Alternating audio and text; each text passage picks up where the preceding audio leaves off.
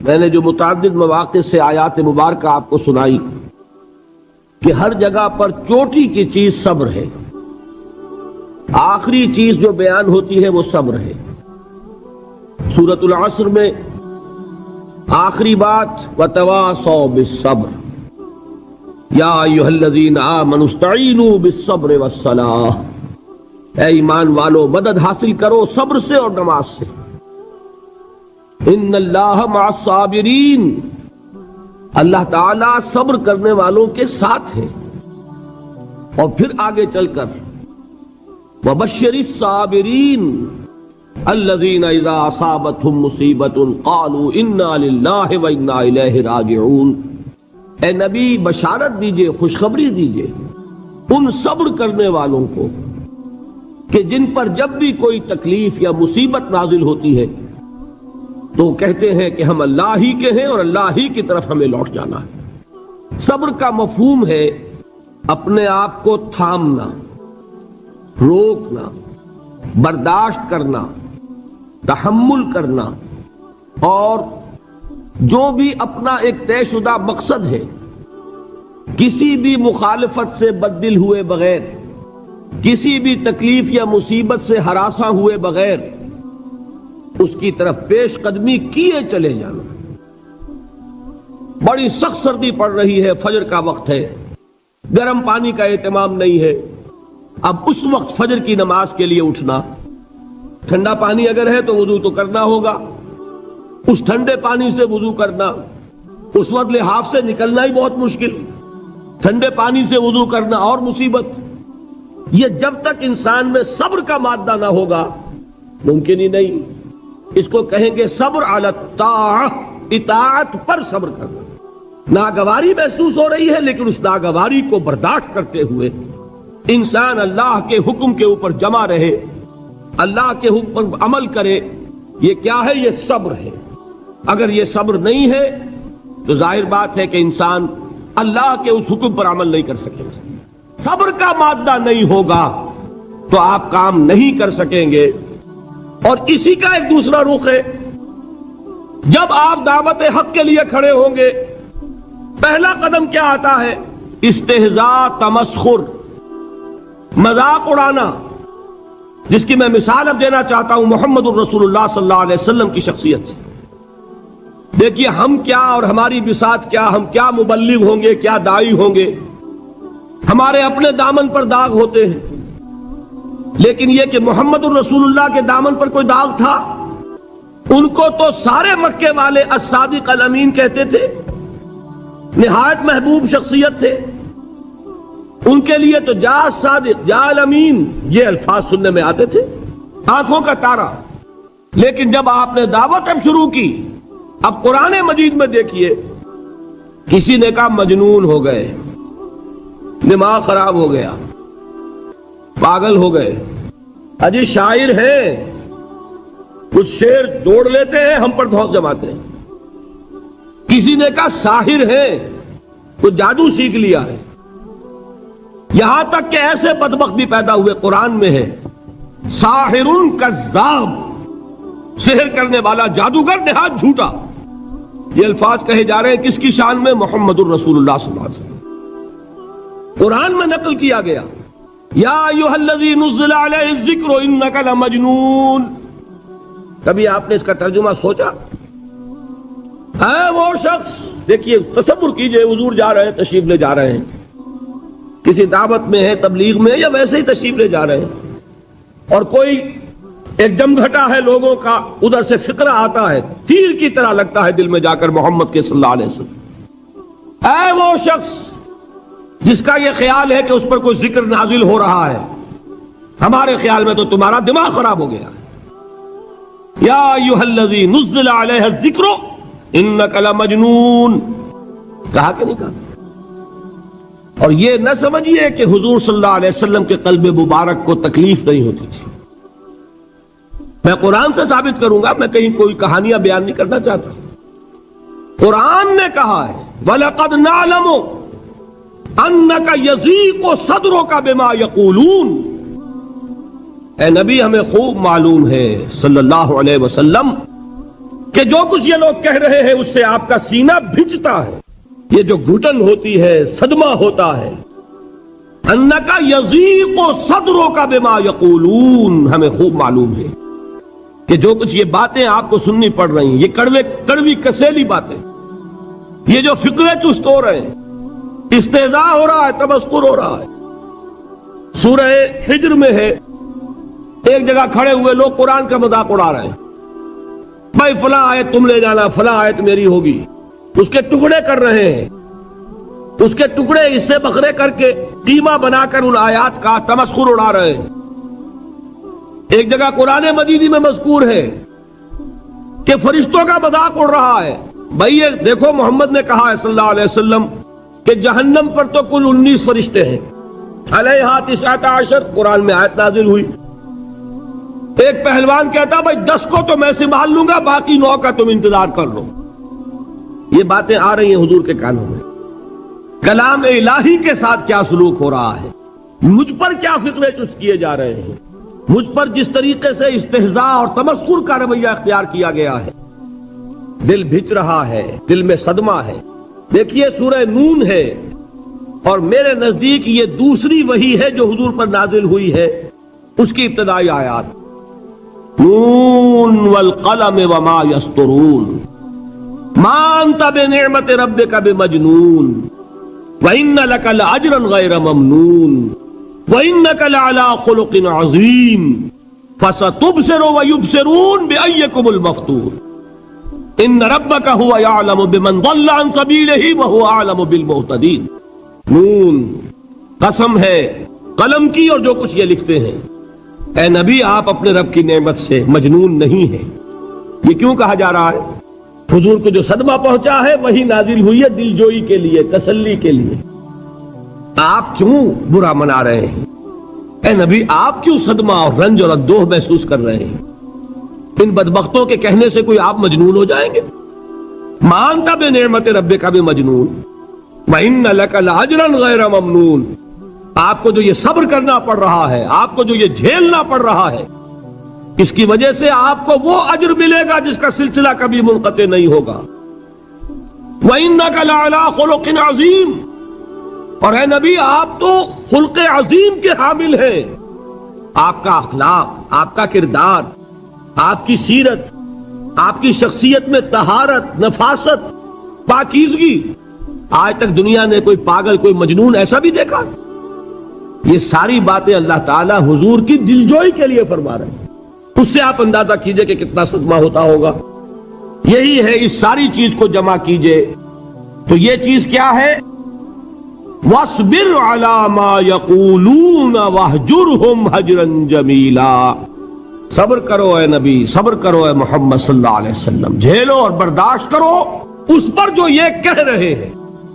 یریدون لیطفئوا نور اللہ بافواہہم. یہ چاہتے ہیں کہ اللہ کے نور کو اپنے منہ سے بجھا دیں، پھونکے مار کے ہی بس. نور خدا ہے کفر کی حرکت پہ خندہ زن، پھونکوں سے یہ چراغ بجھایا نہ جائے گا. یریدون لیطفئوا نور اللہ بافواہہم واللہ متم نورہ ولو کرہ الکافرون. یہ چاہتے ہیں کہ اپنے منہ کی پھونکوں سے اللہ کے نور کو بجھا دیں، حالانکہ اللہ تعالیٰ تو اپنے نور کا اتمام فرما کر رہے گا، خواہ ان کافروں کو کتنا ہی ناگوار ہو. اس کی ترجمانی ہے نور خدا ہے کفر کی حرکت پہ خندہ زن، پھونکوں سے یہ چراغ بجھایا نہ جائے گا. یہی وجہ ہے دیکھیے مکی صورتوں میں خود نبی اکرم صلی اللہ علیہ وسلم کو اتنے مختلف پیرایوں میں صبر کا حکم دیا گیا. کچھ مثالیں میں دے چکا ہوں. وَلِرَبِّكَ فَاصْبِرْ، اسی طریقے سے وَاصْبِرْ كَمَا صَبَرَ أُولُو الْعَزْمِ مِنَ الرُّسُلِ. اے نبی صبر کیجئے جیسے کہ صبر کیا ہمارے اولو العزم رسولوں نے. وَاصْبِرْ وَمَا صَبْرُكَ إِلَّا بِاللَّهِ. اے نبی صبر کیجئے اور آپ کا صبر تو اللہ ہی کے سہارے ہے. وَاصْبِرْ لِحُكْمِ رَبِّكَ. یہ سورہ نون جس کی ابتدائی آیات میں نے آپ کو سنائی، نون والقلم وما یسطرون ما انت بنعمت ربک بمجنون. اس کا اختتام کیا ہوتا ہے؟ وَاصْبِرْ لِحُكْمِ رَبِّكَ وَلَا تَكُنْ كَصَاحِبِ الْحُوتِ إِذْ نَادَىٰ وَهُوَ مَكْظُومٌ. اے نبی صبر کیجئے اپنے رب کے فیصلے کا، انتظار کیجئے اور اس مچھلی والے کے مانند نہ ہو جائیے۔ مچھلی والا کون؟ حضرت یونس علیہ الصلوۃ والسلام۔ مچھلی والے نے اپنے دینی حمیت اور غیرت جو تھی اس کی وجہ سے اللہ کے حکم کا انتظار نہیں کیا، اپنی قوم کو چھوڑ کر چل دیے۔ نبی کا، رسول کا یہ معاملہ ہوتا ہے، جیسے کہ آپ کو معلوم ہے کوئی افسر ہے کسی حکومت کا، وہ اپنی پلیس آف ڈیوٹی کو نہیں چھوڑ سکتا، he must stick to his place of duty. بڑے افسرز کے لیے تو یہ بہت بہت اہم بات ہے۔ تو اے رسول، جہاں آپ کو ہم نے تعینات کیا ہے آپ وہاں سے ہل نہیں سکتے کہ ذرا مخالفت ہوئی، لوگوں نے فقرے چست کیے اور آپ کہیں اور چل دیے، دفع ہوئے، یہ بات نہیں سننا چاہتے میں کسی اور کو سناؤں گا۔ ہو سکتا ہے نا؟ ہم تو کرتے ہیں نا یہ، اس لیے کہ ہمیں تو اللہ نے کہیں تعینات تو نہیں کیا نا۔ اگر ایک جگہ کے لوگ بات نہیں سنتے، چلو بھائی ہم کہیں اور جائیں گے، وہاں بات سنائیں گے۔ لیکن رسول کا معاملہ ہوتا ہے جو اس کی پلیس آف اپائنٹمنٹ ہے، he can not leave his place without the express permission of Allah سبحانہ و تعالی۔ آپ نے یہ سنا ہوگا، سیرت کی تقاریر میں پڑھا ہوگا کہ مدینے کی طرف ہجرت کی اجازت حضور نے تمام صحابہ کو دے دی، خود منتظر رہے جب تک کہ اللہ کی طرف سے اجازت نہیں آ گئی۔ حضرت ابوبکر پوچھتے رہتے تھے حضور اجازت آ گئی کہ نہیں؟ نہیں ابھی نہیں آئی۔ حضور اذن آ گیا؟ نہیں آیا، ابھی نہیں آیا۔ حبشہ کی طرف سب کو بھیج دیا، اجازت دے دی جو جانا چاہے چلا جائے۔ حضور کی صاحبزادی جو حضرت عثمان کے نکاح میں تھی وہ بھی ہجرت کر رہی ہیں، لیکن حضور تو نہیں گئے۔ رسول نہیں چھوڑ سکتا اپنی جگہ کو، یہاں تک کہ تمام تقریباً صحابہ چلے گئے، حضور رہ گئے، حضرت ابوبکر رہ گئے، حضرت علی رہ گئے، اور حضرت ابوبکر پوچھ رہے ہیں بار بار اجازت آئی یا نہیں؟ نہیں ابھی نہیں آئی۔ حضرت عائشہ نے واقعہ بیان کیا کہ ایک روز اچانک دوپہر کے وقت ہم نے دیکھا کہ حضور نے اپنے پورے جسم کو ڈھانپا ہوا ہے، چہرے کو بھی کپڑے میں ڈھانکا ہوا ہے اور تشریف لا رہے ہیں۔ یہ اس میں تعجب کی بات یہ کہ عرب میں آج بھی آپ کو معلوم ہے کہ یہ چیز جو ہے ان کی روایات کے خلاف ہے کہ دوپہر کے وقت کوئی کسی سے ملنے جائے۔ یہ وقت جو ہے قیلولے کا ہے، آرام کا ہے۔ تو این ٹھیک دوپہر کے وقت تشریف لائے حضور، آپ نے آ کے حضرت ابوبکر سے فرمایا کہ اجازت آ گئی ہے۔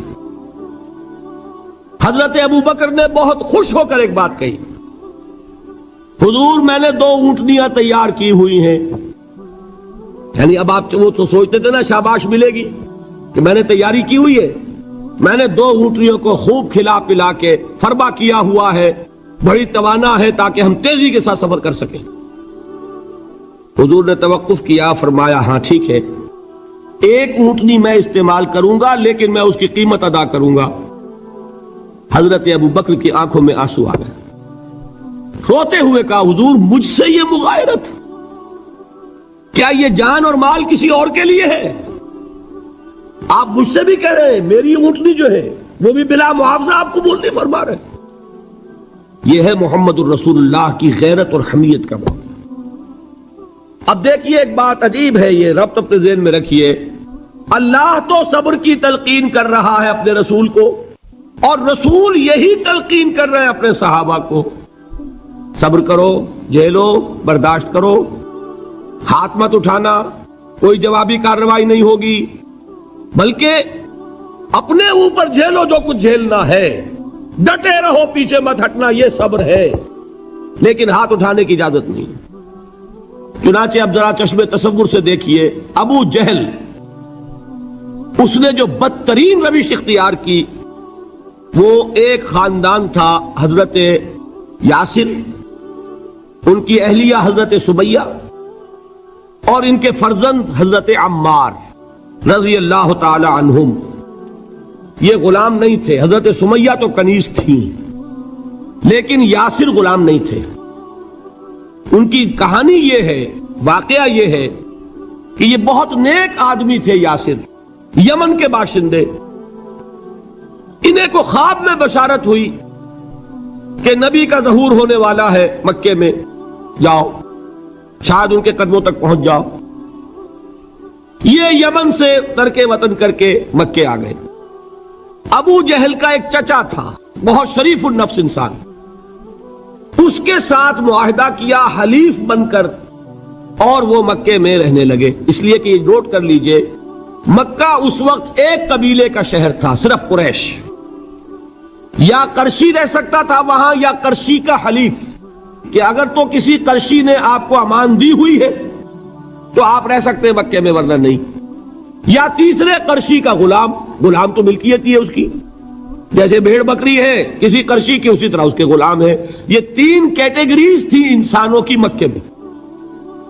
اسی کو نوٹ کیجئے کہ جو بیچارے غلام تھے وہ سب سے زیادہ ستائے گئے، اس لیے کہ غلاموں کے تو حقوق ہی کوئی نہیں تھے. بلال غلام تھے، ابو فقی غلام تھے، زنیرہ ایک کنیز تھی. ان کو جو ماریں پڑی ہیں اس کا آپ کو معلوم ہے. حضرت بلال کے ساتھ جو کچھ امیہ ابن خلف نے کیا، کہ جس طریقے سے کہ حیوانوں کی لاشیں جو ہے کھینچ کر گھسیٹ کر لے جائی جاتی ہیں، ان کی گردن میں رسی ڈال کر گھسیٹتے، اسی طریقے سے حضرت بلال کے گردن میں رسی ڈال کر پھر دوپہر کے وقت مکے کی سنگلاخ گلیوں کے اندر گھسیٹا جاتا تھا. نیچے زمین جل رہی ہے توے کی طرح، اور ویسا بھی ہوتا تھا کہ چت لٹا دیا، اوپر سے وہ آگ مکے کا کہ سورج جو ہے ذرا نوٹ کیجئے آگ برسا رہا، نیچے زمین توے کی طرح جل رہی ہے، اور ایک بھاری سل بھی لا کر جو ہے سر پر رکھ دی، چھاتی پر رکھ دی گئی ہے کہ آواز نہیں نکل رہی، جھاگ نکل رہے منہ سے. لیکن اس حال میں بھی احد احد احد، ایک ایک اللہ، قل هو اللہ احد، الفاظ نکل رہے. یہ ہے وہ صبر، صبر علی الابتلاء، صبر علی الایذاء. یہ ابتلاء اور ایذاء پر صبر ہے. جھیلو، برداشت کرو، اس توحید پر قائم رہو، محمد کی رسالت کے اقرار کرتے رہو صلی اللہ علیہ وسلم، لیکن ہاتھ نہیں اٹھانا. اب میں آپ کو بتا رہا تھا یہ تو غلام تھے، یہ جو تھے یاسر یہ حلیف تھے، غلام تو نہیں تھے نا. البتہ وہ ابو جہل کے چچا کی کنیز تھی یہ سمیہ، انہوں نے اجازت لے کر ان سے نکاح کر لیا، یہ تو کنیز رہیں گی. بیٹا جو ہوا وہ بھی ایک طرح سے